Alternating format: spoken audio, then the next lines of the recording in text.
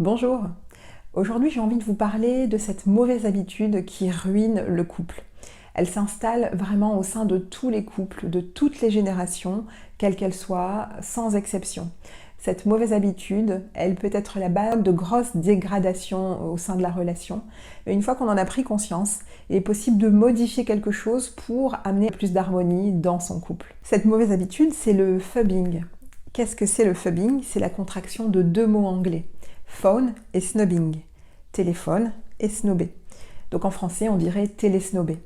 Télésnobber, c'est quoi? C'est tout simplement attacher plus d'importance à son téléphone, être absorbé par envoyer un SMS, recevoir un message, regarder son Facebook, son réseau social, plutôt que d'attacher de l'importance et de la présence à la personne. Par exemple, au moment de se glisser au lit avec son compagnon, son ami, sa chérie, c'est le fait de prendre son téléphone et de passer de très longues minutes à regarder son téléphone plutôt qu'à être présent et d'être conscient, d'être présent à l'autre et d'aller se coucher tout simplement avec l'autre. Certaines personnes peuvent passer des minutes très longues, ça peut être même des heures. C'est fou hein, quand on y pense, ça devient presque banal et c'est même triste de se dire que dans un couple, on en vient à systématiquement être plus absorbé par son téléphone que par l'autre. Ça peut arriver aussi avec des couples qui sont très amoureux et pourtant ils passent plus de temps l'un à côté de l'autre à passer plus de temps à scroller leur téléphone plutôt que d'être ensemble. Caresser son écran plutôt que son partenaire. C'est dingue quand on y pense, comment on en est arrivé au fait que Facebook, Twitter, Instagram, LinkedIn, que sais-je, ait pris plus d'importance dans ma relation. Je préfère passer plus de temps à scroller mon téléphone que d'être vraiment présent dans ma relation. Alors ça arrive au moment du coucher et c'est d'autant plus hypocrite que de nombreux couples ne souhaitent pas avoir de télé et d'écran dans leur chambre parce que c'est pour eux, c'est tue l'amour. Alors, il y a une étude anglaise qui est parue dans les archives des comportements sexuels, je préfère vous le faire en français qu'en anglais, qui met en avant le fait que la génération des 24-34 ans serait sexuellement moins active que leurs aînés. Alors, je ne suis pas persuadée que ce soit lié directement au fait de télésnobber, au phubbing. Il y a peut-être aussi un changement de comportement, un changement dans cette génération par rapport au corps et à la sexualité. Néanmoins, il y aurait 12% des personnes qui consulteraient leur téléphone, hein, donc selon cette étude, qui consulteraient leur téléphone pendant les rapports sexuels. Il y aurait également 5% de ces personnes qui consulteraient leur Facebook pendant les rapports sexuels. Pire, il y aurait 63% des personnes interrogées qui préféreraient passer une semaine sans sexe plutôt que de renoncer à leur téléphone. Quelle est la cause? Quelle est la conséquence? Est-ce que c'est le fait de phubber l'autre qui engendre des problèmes de couple, des problèmes dans la relation, ou est-ce que c'est la relation et l'amour qui s'étouffent et qui donc entraîne un désintérêt et donc plus d'intérêt pour le téléphone? Au-delà de problèmes de relation, il y a une étude psychologique qui met en avant le fait que le téléphone est devenu le prolongement de soi.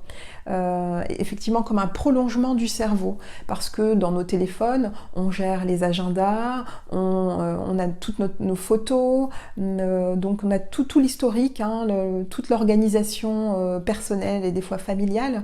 Donc c'est l'orientation aussi par le GPS, donc ces téléphones sont devenus une sorte de prolongement, une sorte de bras hein, virtuel, et qui explique que c'est devenu difficile pour les gens de s'amputer en fait de ce prolongement de soi, de ce bras, de cette partie de cerveau.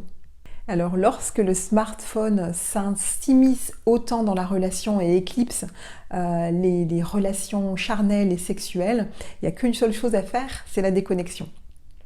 Alors tout simplement au niveau de la chambre à coucher, éviter à tout prix d'y faire entrer tout objet numérique. Vraiment la chambre à coucher doit être un lieu de rencontre, de repos où voilà, une sorte de temple où est interdit tout objet numérique. Vous déconcentrant et également au-delà de la sexualité, il y a la qualité aussi du sommeil. Donc voilà, déconnexion totale, aucun objet numérique, aucun écran dans la chambre à coucher. Pour éviter le phubbing, ce qui est important de faire, c'est d'avoir conscience de ces moments où effectivement on est plus happé par le téléphone portable que par la personne qui est en face de nous. Donc prendre conscience, c'est vraiment apprendre à développer une attitude conscience, c'est-à-dire qu'à chaque fois que on est sollicité, alors attention, on n'est pas non plus obligé d'être tout le temps sursollicité et de répondre à toutes les sollicitations, on a aussi le temps, on a aussi la possibilité de dire que voilà, j'ai besoin de prendre ce moment pour moi. Ce qui peut être important de faire, c'est à ce moment-là de poser systématiquement, de retourner le téléphone et d'être vraiment dans une pleine écoute, dans une pleine présence à l'autre. Et vous verrez aussi que dans la relation, l'autre prenant conscience d'être vraiment écouté, vous verrez que quelque chose va changer dans la relation en face.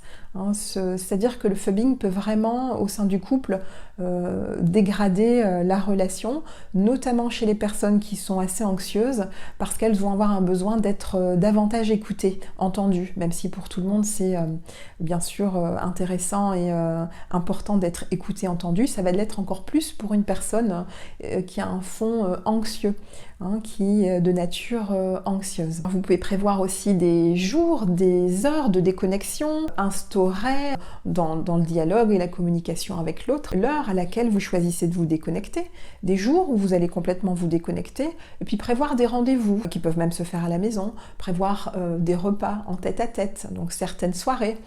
Si vous avez des enfants, c'est tout à fait possible de faire une fois que les enfants sont couchés, prévoir de faire manger, souper les enfants de leur côté ou en votre présence, et vous décidez de manger ensemble plus tard, vous préparez quelque chose ensemble, cuisiner, faire des activités ensemble qui vont vous rassembler, vous réunir, qui vont recréer du lien.